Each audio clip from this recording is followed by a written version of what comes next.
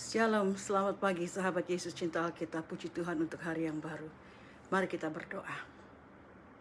Selamat pagi Bapa, selamat pagi Yesus, selamat pagi Roh Kudus. Terima kasih Tuhan untuk hari yang baru, untuk segala kesempatan yang baru, pengharapan yang baru di dalam Engkau. Berbicaralah Tuhan, berbicaralah Roh Kudus melalui aku Tuhan, sehingga setiap firman yang kusampaikan Tuhan boleh menyentuh mereka Bapa. Ada urapan Tuhan, ada kuasa dari setiap perkataanku. Sehingga firman-Mu boleh mereka terima dan boleh menjadikan rema di dalam hidup mereka. Mengubahkan mereka, membuat mereka semakin dekat kepada Tuhan. Terima kasih beracara Roh Kudus, kami serahkan jam kami. Di dalam nama Tuhan Yesus. Amin. Puji Tuhan, kita hari ini masuk pada hari Rabu. Adalah suatu pembahasan bebas yang kita bahas melanjutkan pada Rabu yang lalu tentang healing atau kesembuhan bagian kedua. Untuk bagian pertama, saudara bisa lihat lagi apa yang sudah saya bahas. Saya tidak akan membahas ulang karena banyak hal lain yang akan saya buka pada hari ini. Apa yang harus kita lakukan ketika kesembuhan itu tidak atau belum terjadi. Nah, ini yang kita mau bahas. Yang pertama, saudara, kalau kesembuhan itu belum terjadi, apa yang harus kita lakukan? When healing does not happen atau does not come yet, we pray and fast. Make a challenge to do deeper in and within the Lord. Ya, ketika kesembuhan tidak datang atau belum terjadi, buatlah suatu tantangan, suatu keputusan untuk masuk lebih dalam lagi di dalam Tuhan dan bersama Tuhan. Apa beda deeper in the Lord and deeper with the Lord? Masuk lebih dalam di dalam Tuhan dan lebih dalam bersama Tuhan. Apa bedanya? Deeper in the Lord atau masuk lebih di dalam Tuhan, inilah suatu hubungan dengan Tuhan yang terjadi di dalam diri kita. Karena pengenalan kita yang lebih lagi tentang Tuhan kita, karena pengenalan dan hubungan kita yang lebih dalam lagi di dalam Tuhan, maka Allah atau Tuhan Yesus dan Roh Kudusnya itu menyatu di dalam kita dan kita di dalam Dia.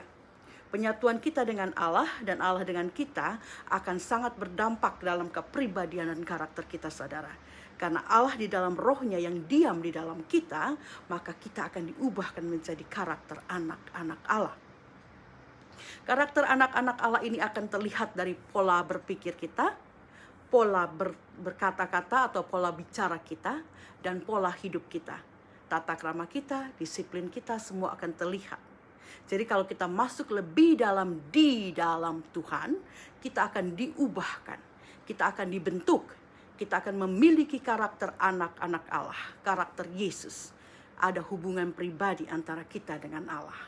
Sedangkan deeper with the Lord, ini adalah suatu respon, suatu tindakan, suatu keputusan yang kita lakukan sebagai ucapan syukur dan ucapan terima kasih kepada Allah setelah kita memiliki karakter sebagai anak-anak Allah. Atau setelah kita mempunyai hubungan pribadi dengan Tuhan Yesus kita. Ketika kita sudah masuk di dalam Tuhan, lebih dalam di dalam Tuhan, Roh Kudus akan menguasai seluruh kehidupan kita. Maka kita akan membangun hubungan yang lebih dalam bersama Tuhan. Misalnya hubungan yang lebih dalam bersama Tuhan, yaitu kita berdoa dengan sungguh-sungguh, berpuasa lebih banyak, membaca Alkitab lebih serius lagi, memberi lebih lagi, bersaksi, dan melayani lebih berani lagi. Nah, ini adalah contoh-contoh tindakan, perbuatan atau respon dari kehidupan yang lebih dalam bersama Yesus. Kita melakukan segala sesuatu bersama Roh Kudus, karena Roh Kuduslah yang ada dan tinggal bersama-sama dengan kita saat ini. Roh Kudus ini yang akan memampukan kita untuk dapat hidup lebih dalam di dalam Tuhan dan untuk melakukan tindakan-tindakan yang lebih dalam bersama Yesus. Jadi saudara, ketika kesembuhan tidak datang atau belum terjadi, buatlah suatu tantangan, suatu keputusan untuk masuk lebih dalam di dalam Tuhan dan bersama Tuhan. Dengan berdoa dan berpuasa yang lebih banyak lagi. Mencari wajah Tuhan lebih gigih lagi. Masuki hadirat Tuhan lebih sering lagi. Melakukan firman Tuhan lebih taat lagi. Nah, kita berdoa, kita percaya, kita lakukan firman Tuhan dengan segenap hati. Kita imani bahwa kehendak Allah di dalam Yesus Kristus akan terjadi di bumi seperti di sorga. Seperti doa Bapa kami. Seperti di sorga. Ini maksudnya Di sorga tidak ada penyakit, tidak ada penderitaan, tidak ada kesusahan, tidak ada erangan, tidak ada air mata dan lain-lain. Jadi kita minta hal-hal di sorga itu seperti atau terjadi di bumi. Nah itu yang pertama saudara. Yang kedua, tadi yang pertama kita harus hidup lebih di dalam Tuhan dan hidup lebih lagi bersama Tuhan. Dengan berdoa, lebih banyak berdoa, berpuasa, dan melakukan hal-hal yang sudah saya sebutkan di atas. Yang kedua, belajar dari mereka yang melihat dan melakukan penyembuhan dan mukjizat. Kita mau belajar dari mereka. Ketika kesembuhan tidak atau belum terjadi, hal kedua yang dapat kita lakukan adalah belajar dari mereka yang melihat dan mengalami penyembuhan itu. Dan juga belajar dari mereka, hamba-hamba Tuhan yang sudah melakukan pelayanan kesembuhan itu. Apa maksudnya belajar dari mereka yang sudah melihat atau mengalami penyembuhan atau mukjizat itu? Saudara, kita belajar bisa dari mereka yang sudah mengalami mukjizat kesembuhan itu. Biasanya setelah kesembuhan terjadi, orang yang sudah mengalami kesembuhan ini akan bersaksi. Dari kesaksian mereka, kita mungkin akan mendapat suatu pengalaman atau suatu konfirmasi yang penting. Misalnya ya, ada orang yang sakit kanker yang sudah mungkin divonis dokter tinggal 6 bulan lagi hidup. Ini salah satu teman di gereja kami, sama-sama singer. Dia seperti ini, dia divonis karena kanker payudaranya, ya tinggal 6 bulan lagi. Sampai udah beberapa tahun sampai sekarang dia masih sehat, dia masih menyanyi di dalam worship kita. Nah, tapi karena kasih karunia Tuhan, ya dia sudah divonis tinggal 6 bulan atau 1 tahun atau berapa lama lagi untuk hidup. Tapi karena kasih karunia Tuhan, setelah didoakan dia hidup sehat sampai saat ini. Nah, kesaksian ini bisa menguatkan orang-orang lain yang menyaksikan kesaksian itu. Apalagi mereka yang sudah dalam tahap-tahap putus asa dengan penyakit mereka. Dan juga buat mereka yang sakitnya mungkin lebih ringan, mereka mungkin akan berkata, itu kanker ganas aja sudah mau mati, dia bisa sembuh kok. Aku percaya penyakitku yang mah atau diabetes yang tidak seganas kanker pasti akan sembuh. Nah, itu suatu kesaksian. Bisa menguatkan orang yang lain juga. Yang mempunyai posisi yang sama atau keadaan yang sama, punya kanker juga atau punya penyakit yang sudah dalam tahap yang parah. Atau mereka-mereka yang baru juga penyakitnya biasa-biasa saja, melihat seperti itu akan menguatkan mereka. Itu penyakit begitu aja kok bisa sembuh, aku percaya aku juga bisa sembuh. Nah, lalu apa maksudnya belajar dari mereka yang melakukan penyembuhan atau mukjizat itu? Tadi kita belajar dari mereka yang disembuhkan dan kita belajar dari orang yang melakukan penyembuhan itu. Di sini kita akan belajar dari orang-orang yang Tuhan pakai dan yang sudah Tuhan berikan karunia untuk penyembuhan. Ada orang yang punya gift of healing. Ya, sebenarnya kita semua dipanggil untuk misi yang sama, saudara. Kita semua menerima amanat agung untuk memberitakan Injil.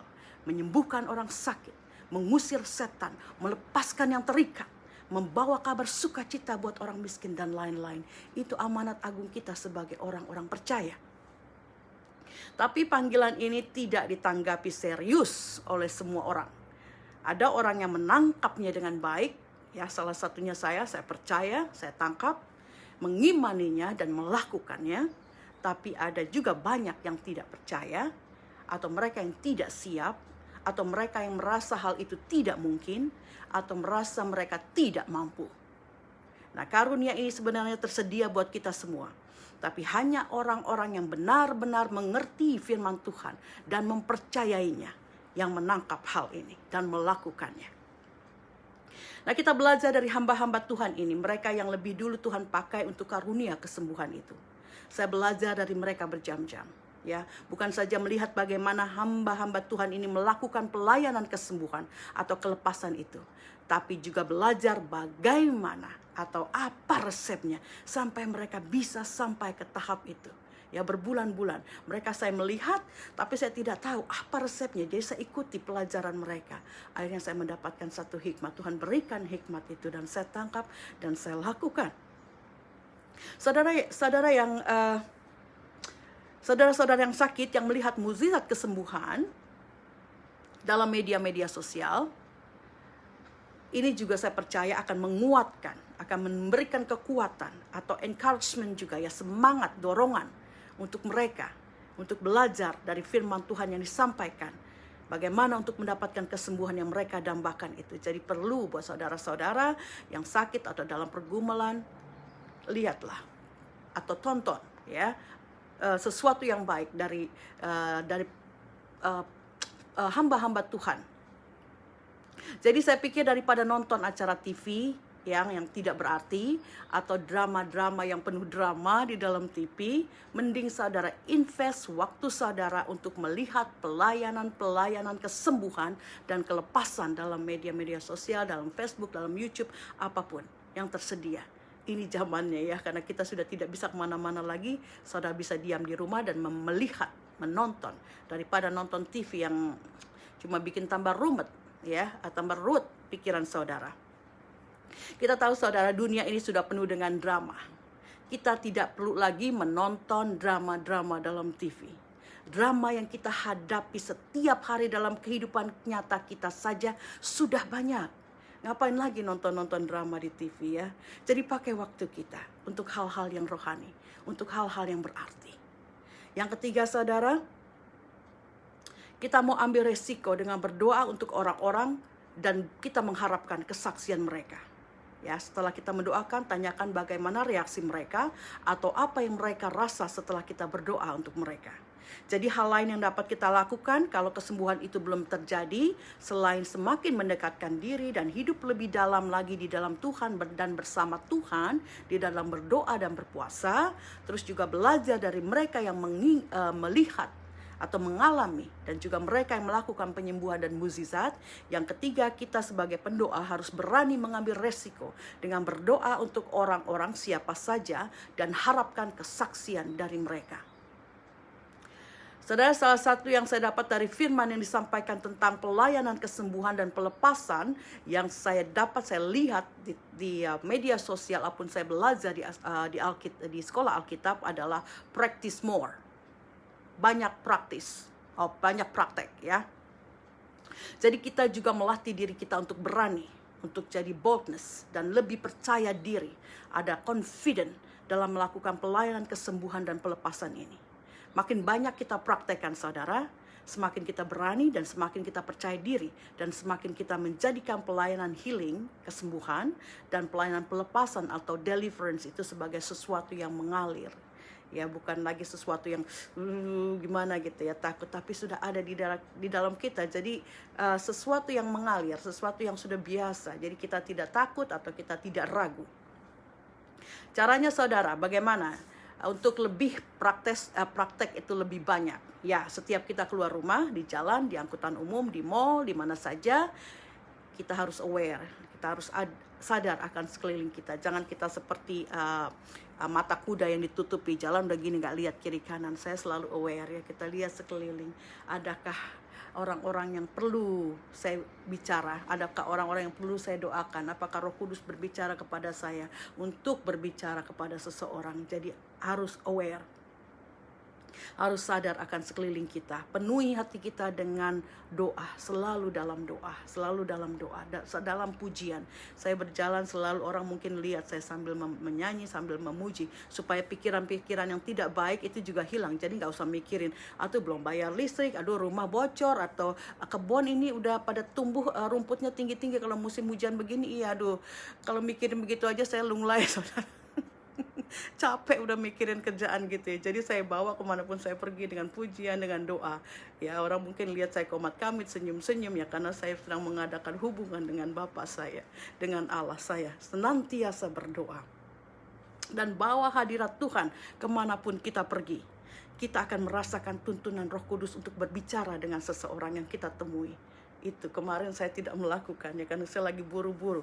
Ada ibu-ibu lagi berjalan timpang-timpang gitu, sedangkan orang yang carernya itu kayaknya cuek banget gitu. Dia jalan di depanan, ibu ini udah tertati-tati. Aduh, tapi saya lagi buru-buru mau nemuin orang, saya lewatin. Itu saya bilang, Tuhan ampuni, seharusnya saya bicara dengan dia, tapi saya lewatin. Nah, seperti itu saudara, kita akan ada prompt of the Holy Spirit. Ada sesuatu yang di hati kita yang mengatakan speak to her atau talk to her, go to him or something like that. Jadi jangan takut untuk mendoakan mereka yang sakit. Apalagi kalau mereka sudah minta didoakan, berarti hati mereka itu sudah terbuka. The door has opened. lebih mudah kalau hati mereka sudah terbuka atau mereka meminta didoakan daripada kita yang mengajak mereka untuk berdoa. Kadang mereka bilang yes, kadang mereka bilang tidak. Dan kalau mereka bilang yes juga belum tentu mereka mau. Ketika mereka mendengar nama Yesus, kita berdoa dalam nama Yesus, mungkin hati mereka belum 100% terima. Tapi kalau orang sudah bilang doakan aku, berarti hatinya sudah terbuka, sudah ada pintu terbuka. Tapi kalau kesembuhan belum terjadi, jangan kecil hati. Tetap percaya Allah akan bekerja. Bukan kita yang menyembuhkan. Kita hanya dipakai sebagai channel, sebagai saluran yang Allah pakai. Nah, setelah kita mendoakan orang, biasanya kita akan bertanya, bagaimana apa yang kamu rasakan sekarang?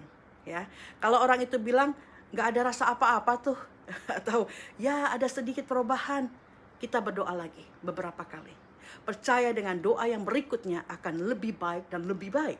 Tapi kalau orang itu mengatakan tidak ada rasa apa-apa, meskipun kita sudah doakan 3 kali, ya kita yakinkan bahwa Allah bekerja.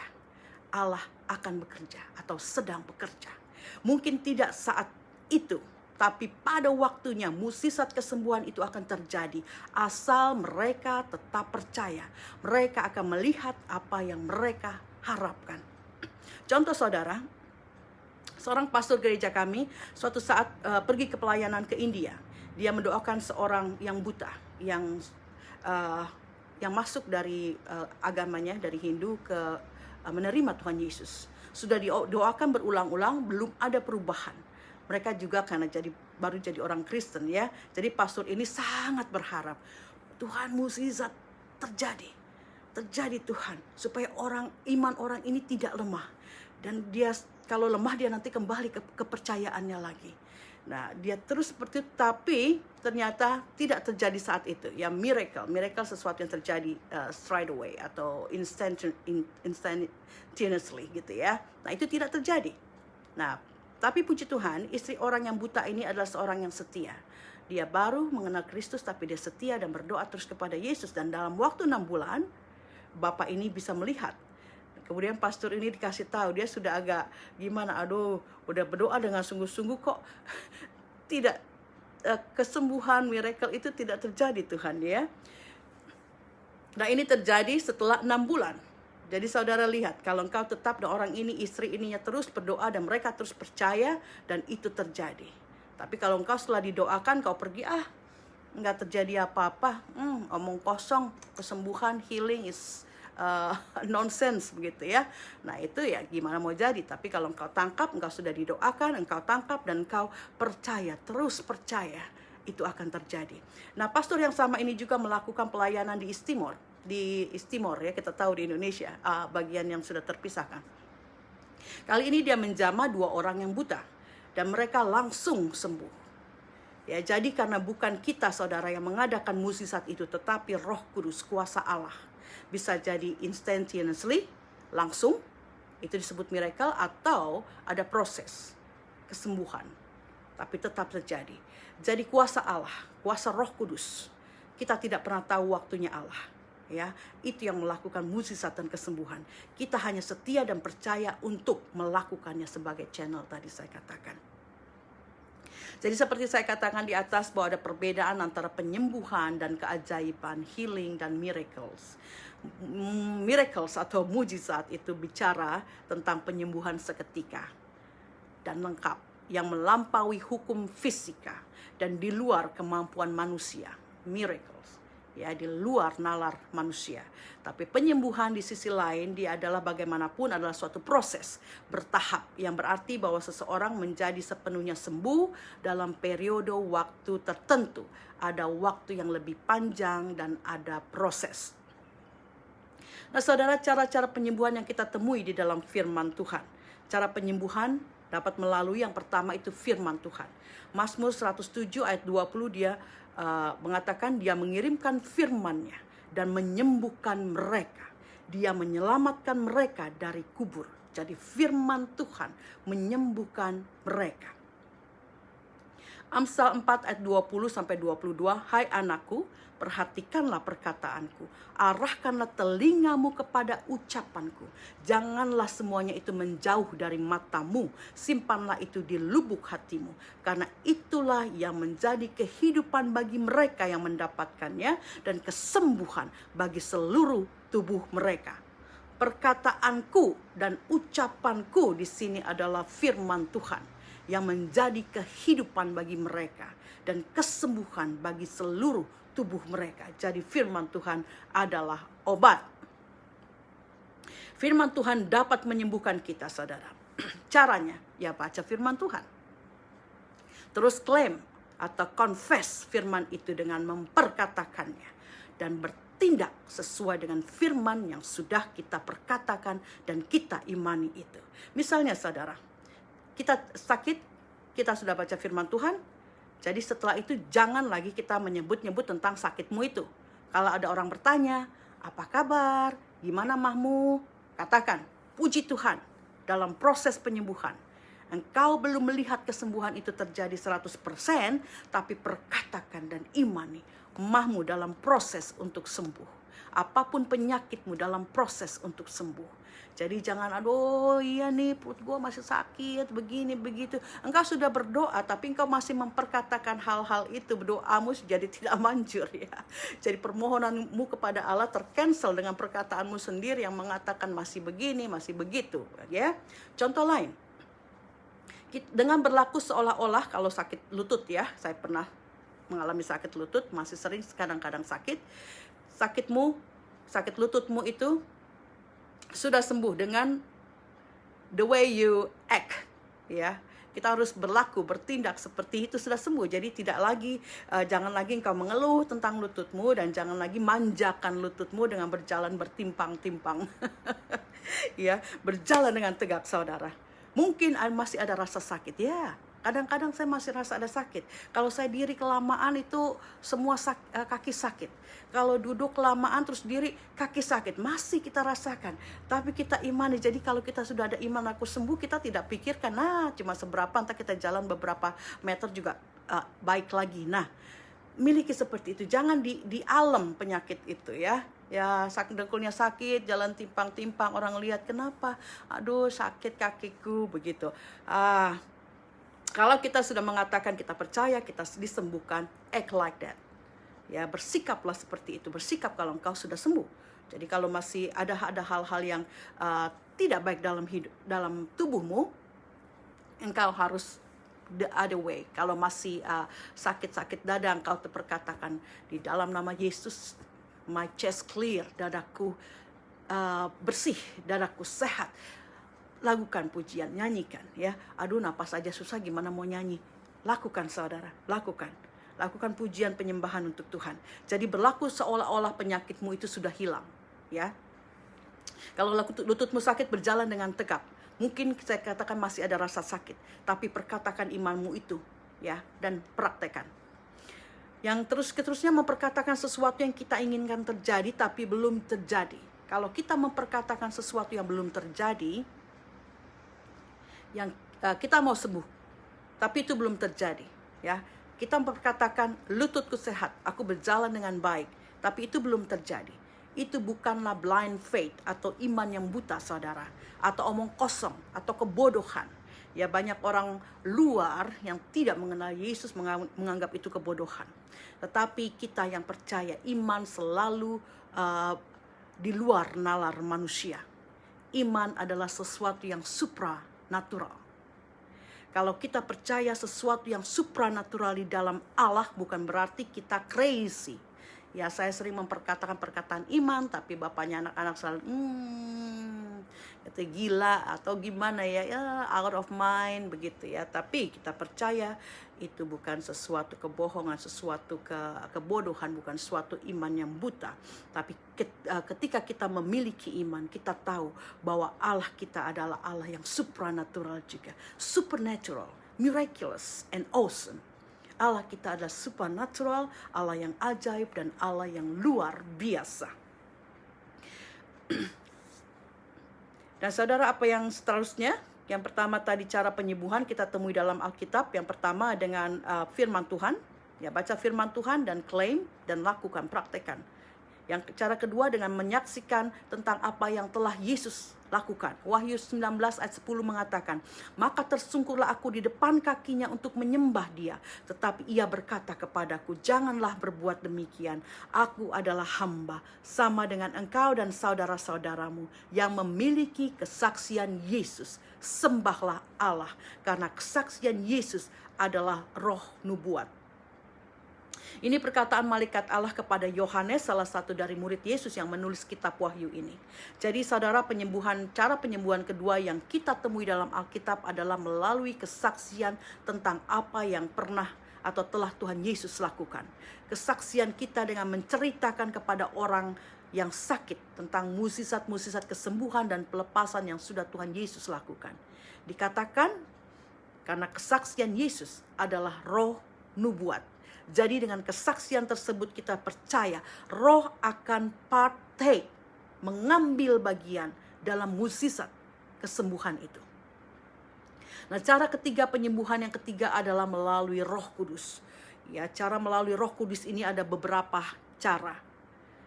Ada beberapa cara Roh Kudus bekerja. Yang pertama melalui minyak urapan atau pengurapan atau anointing oil. Ya, Markus 6 ayat 13, dan mereka mengusir banyak setan dan mengurapi banyak orang sakit dengan minyak dan menyembuhkan mereka. Ini salah satu cara Roh Kudus bekerja melalui urapan minyak. Saya lihat ada banyak atau ada hamba-hamba Tuhan yang menyembuhkan orang-orang dan melepaskan kuasa kegelapan dengan menggunakan minyak urapan. Saudara, kita bisa melakukannya. Minyak urapan bukan saja bisa kita lakukan pada orang sakit, tapi juga bisa kita gunakan untuk mengurapi rumah kita, toko saudara, atau apapun yang saudara miliki dengan minyak urapan ini sebagai suatu tanda kita memberkati dan memproteksi apa yang Tuhan sudah berikan kepada kita.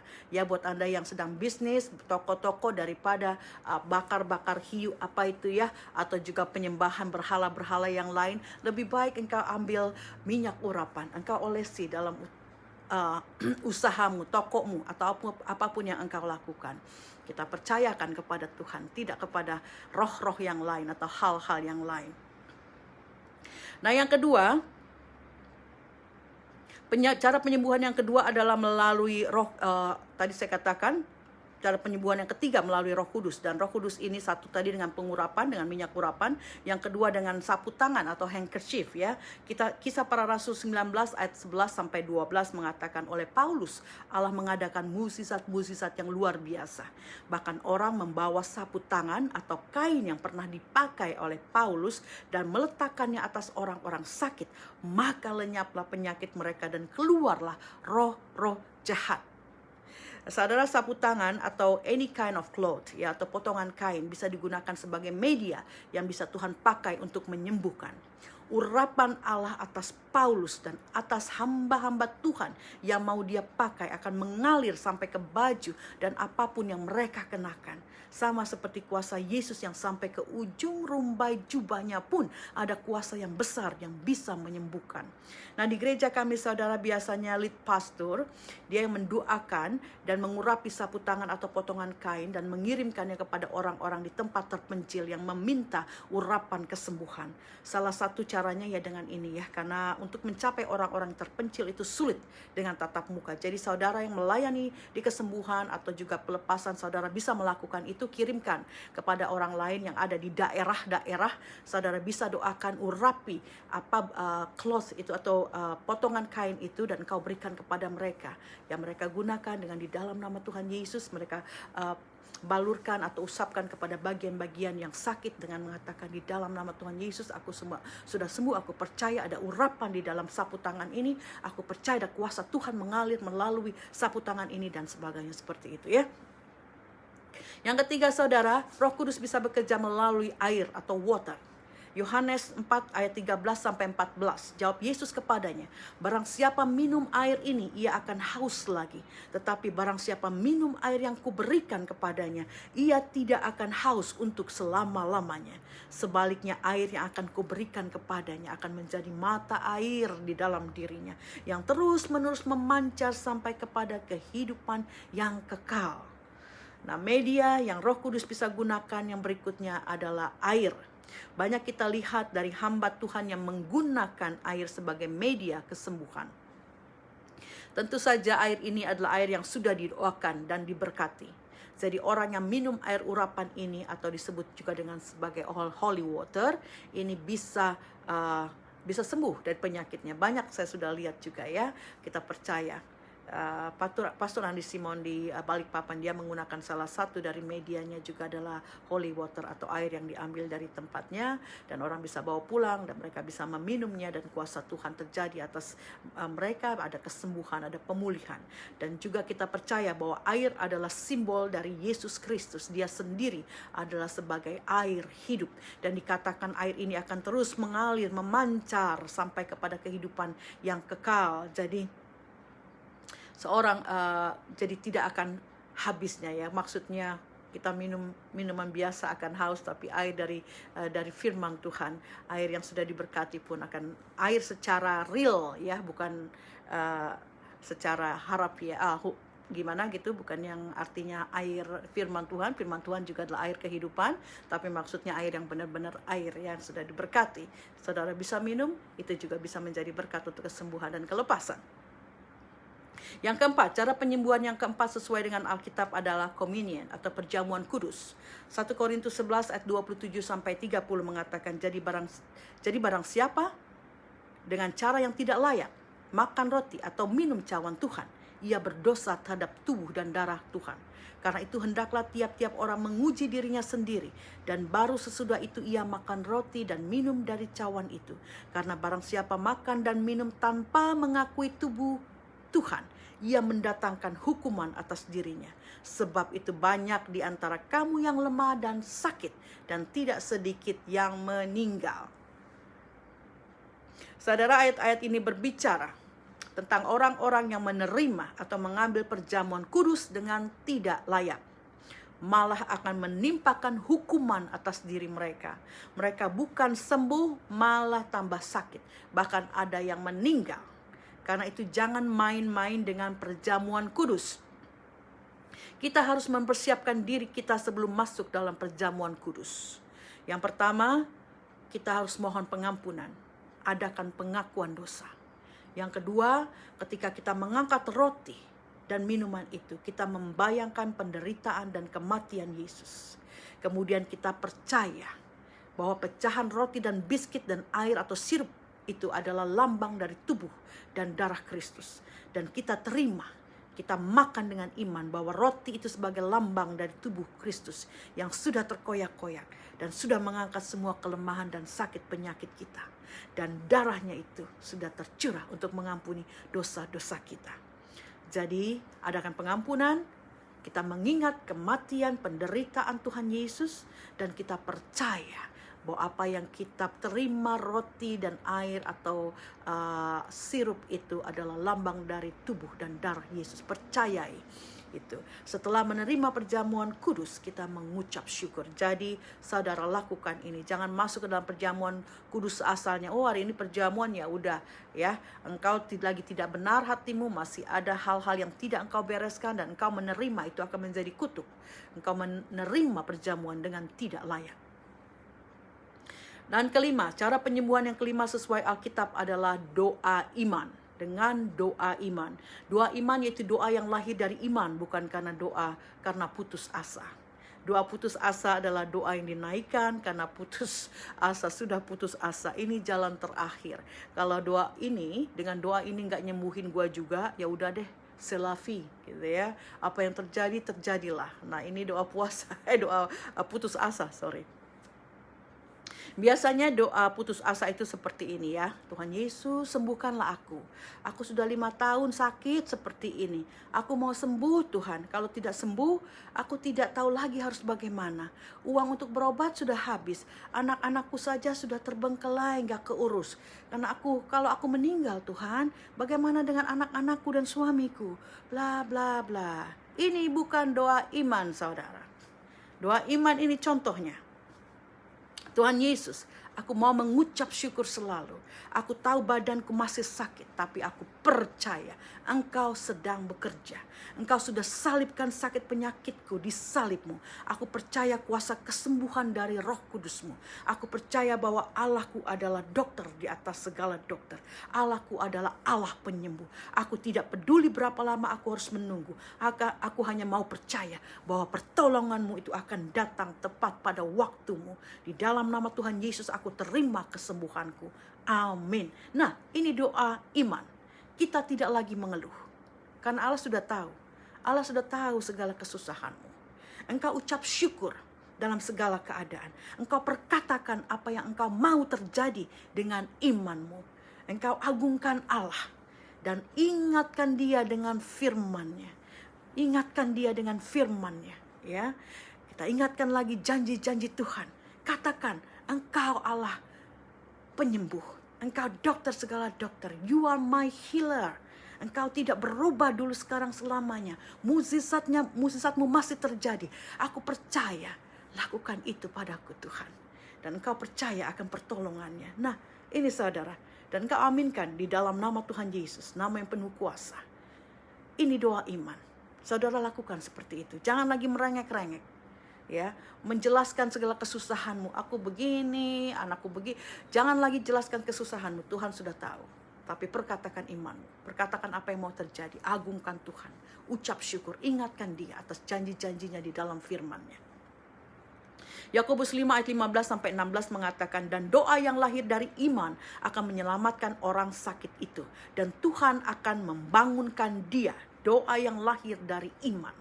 Dan jika ia telah berbuat dosa, maka dosanya itu akan diampuni. Karena itu hendaklah kamu saling mengaku dosamu dan saling mendoakan supaya kamu sembuh. Doa orang yang benar bila dengan yakin didoakan sangat besar kuasanya. Yang keenam saudara, cara penyembuhan yang keenam sesuai Alkitab adalah suasana atau lingkungan yang diurapi atau ada urapan itu dapat menyembuhkan. Lukas 5 ayat 17, pada suatu hari ketika Yesus mengajar, ada beberapa orang Farisi dan ahli Taurat duduk mendengarkannya. Mereka datang dari semua desa di Galilea dan Yudea dan dari Yerusalem. Kuasa Tuhan menyertai dia, sehingga ia dapat menyembuhkan orang sakit. Kuasa Tuhan menyertai dia. Orang-orang yang datang kepada Yesus dari semua desa di Galilea, Yudea, dan Yerusalem semua disembuhkan ketika mereka datang kepada Yesus. Ketika mereka mendekati Tuhan Yesus. Karena ada kuasa di sekitar Yesus. Kuasa Tuhan, kuasa Allah menyertai dia. Jadi bukan cuma pakaiannya saja yang punya kuasa. Kehadiran Yesus pun memberikan kuasa. Karena ada urapan Allah di sekeliling Yesus. Nah, suasana atau lingkungan yang diurapi ini saudara, atau suasana yang ada urapan itu bisa di gereja, di suatu gedung ibadah, atau suatu tempat yang suasananya penuh dengan kehadiran Roh Kudus.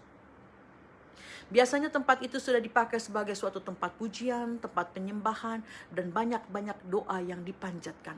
Tempat ini dikuduskan untuk pemujaan kepada Allah, dan juga dengan hadirnya hamba-hamba Tuhan yang tulus, yang melayani di sana. Nah, suasana. Di rumah pun kita ada suasana. Bisa siapa yang tinggal di rumah itu, kalau kita adakan penyembahan, pemujian, doa selalu, rumah kita pun bisa menjadi suatu suasana, suatu tempat, lingkungan yang diurapi, yang bisa menyembuhkan. Itu saya doakan selalu. Saya berdoa, Tuhan, aku doakan rumahku, setiap orang yang masuk ke sini akan ada merasakan urapan Allah. Mereka akan merasakan kelepasan, ada kesembuhan terjadi. Rumahku akan menjadi rumah berkat. Rumahku akan menjadi rumah doa. Rumahku akan menjadi rumah kesembuhan. Orang yang masuk akan merasakan sesuatu yang berbeda. Dan mereka yang tidak benar hatinya akan Tuhan berikan satu stirring the heart gitu ya, sesuatu dalam hati mereka yang membuat mereka untuk melakukan yang baik. Jadi mereka yang tidak baik tidak akan tahan tinggal di dalam rumah saya. Karena itu saya buka kos-kosan, kalau mereka atau juga menyewakan tempat begitu, kalau mereka tidak baik, mereka tidak akan tahan. Dan saya juga tidak tahan dengan sikap mereka atau kelakuan mereka yang tidak ada hormat ataupun semaunya. Jadi lebih baik saya keluarkan. Buat manusia saya keluarkan berarti income saya hilang, tapi saya mengandalkan Tuhan. Saya sudah keluarkan 2 orang ya, karena saya sudah peringatkan, tapi mereka, karakter mereka tidak berubah, semaunya, seenaknya, pakai barang-barang saya seenaknya, gitu, tidak menghormati. Jadi lebih baik saya keluarkan.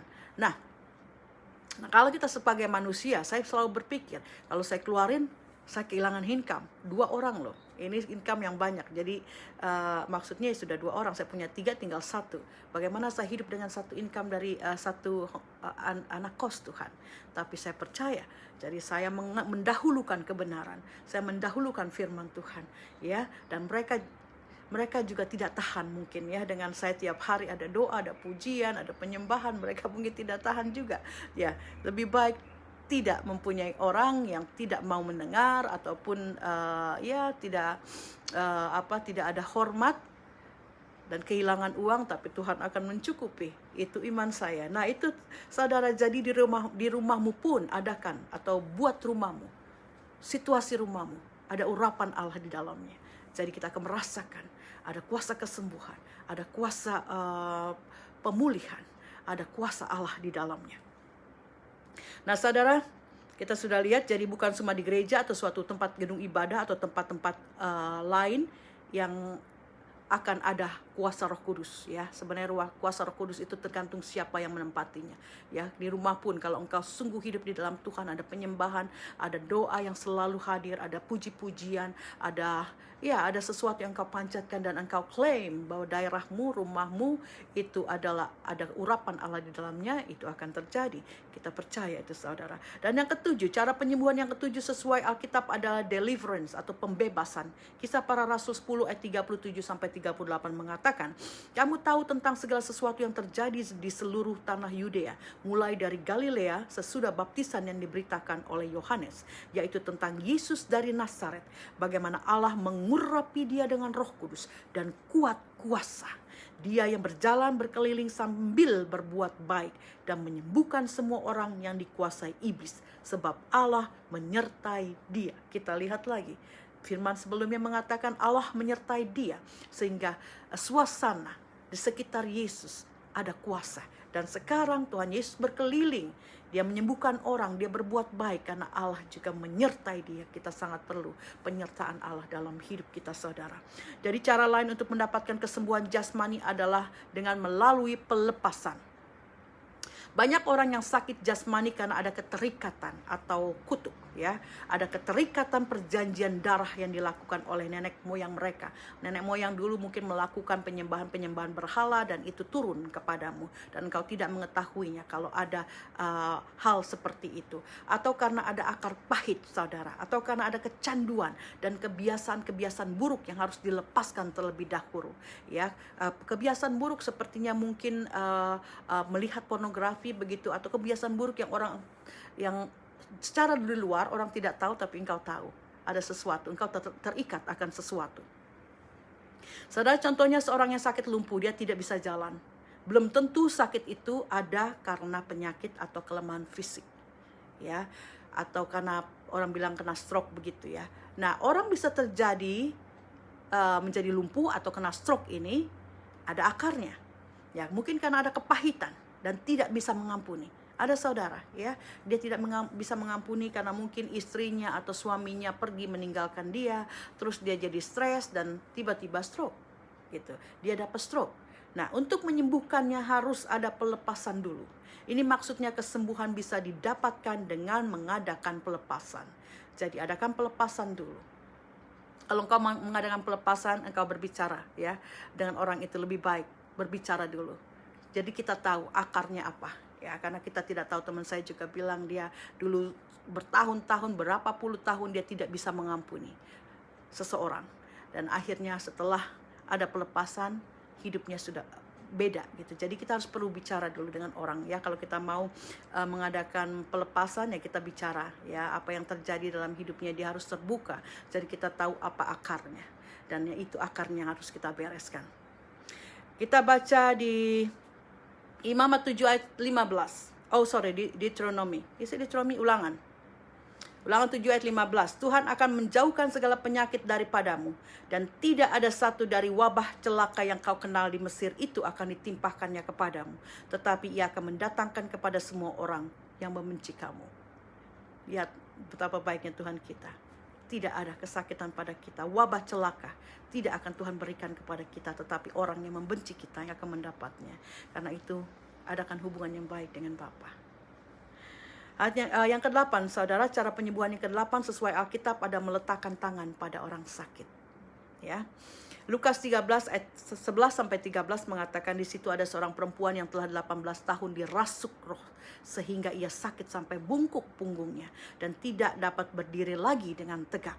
Ketika Yesus melihat perempuan itu, ia memanggil dia dan berkata kepadanya, "Hai ibu, penyakitmu telah sembuh." Lalu ia meletakkan tangannya atas perempuan itu. Dan seketika itu juga berdirilah perempuan itu dan memuliakan Allah. Di Lukas 4 ayat 40 mengatakan, ketika matahari terbenam, semua orang membawa kepadanya orang-orang sakit yang menderita berbagai macam penyakit.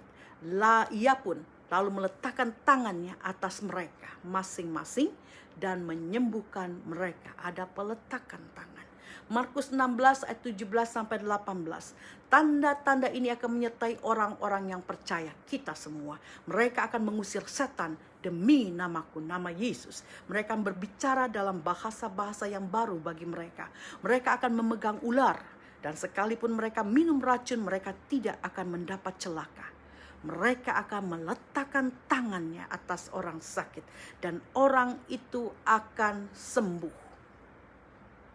Kita lihat dari ayat-ayat di atas, saudara, tentang penumpangan tangan atas orang sakit. Kita orang percaya diamanatkan untuk melakukan hal ini. Jadi jangan pikir penumpangan tangan ini adalah hal yang mengada-ngada. Tuhan Yesus melakukannya. Rasul-rasul melakukannya. Hamba-hamba Tuhan yang sudah dan sedang dipakai Tuhan, mereka melakukannya. Dan kita juga dipakai. Mari kita lakukan. Mari kita menjadi hamba-hamba yang setia, yang dimampukan untuk melakukan apa yang Tuhan kita lakukan.